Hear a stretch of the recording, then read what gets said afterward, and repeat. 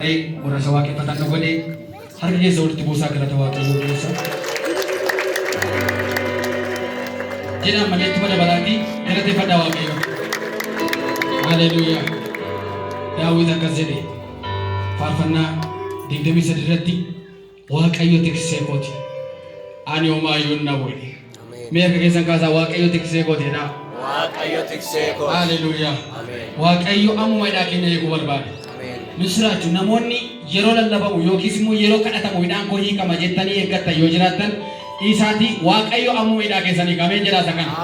Mee harka keessan kaasaati waaqayyo ammuma hidhaa koo hiika jedhaa. Haleluuyaa. Waaqayyo nu walakkaa jira. Mee yeroo kana immoo waaqayyootiin faarfannaadhaan waaqeffannaa akkuma teessanii jirtanitti ija keessan foon walirra buufadhaati agartuu keessan hafuura banaa waaqayyootiin waaqeffannaa. Mee dhugaa hafuuraatiin ganama kana namni kamiyyuu waaqayyoon haa waaqeffatu. Eenyummaa isaaf qalbii isaa hundumaa dagatee nama isa bukkee jiru irraanfatee waaqayyoon haa waaqeffatu.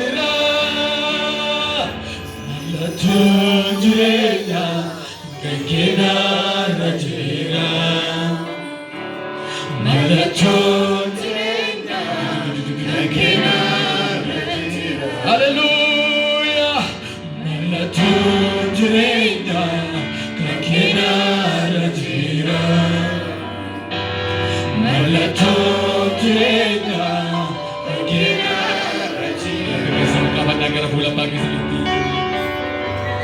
Hiriyoota koo taa'ee mana kootti sanii yoo ta'e bakka hojii si yaada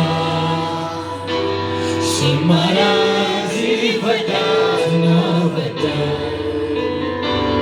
Hiriyoota koo taa'ee mana kootti sanii yoo Bakoji Siriyana Simara Sipata Tinapata Siriyana Siriyana Siriyana Simara Sipata Siriyana Siriyana Siriyana Simara Sipata Tinapata. Harga sooti buusaa galata guddaa Waaqayyoodhaaf. Haleluuyaa.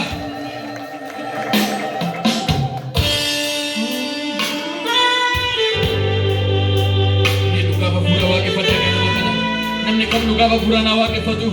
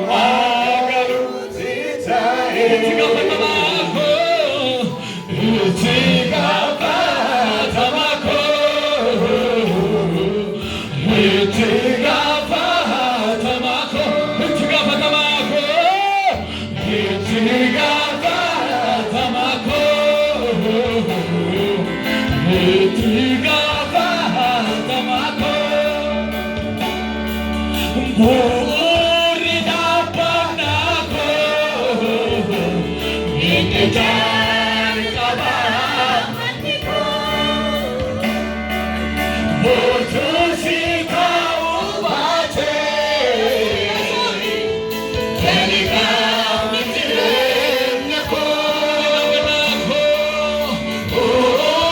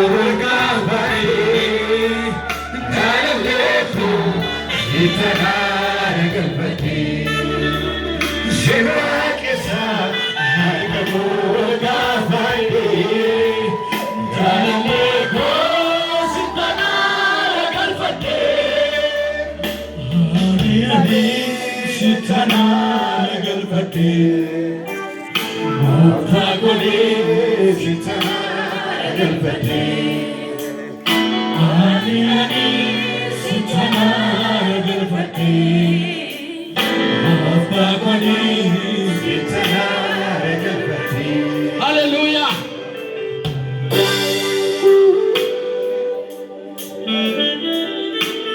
May Jesus sumadana ka kanya sa tiara kan fane kanal ke somti busa kan te fata wa ke. Hallelujah.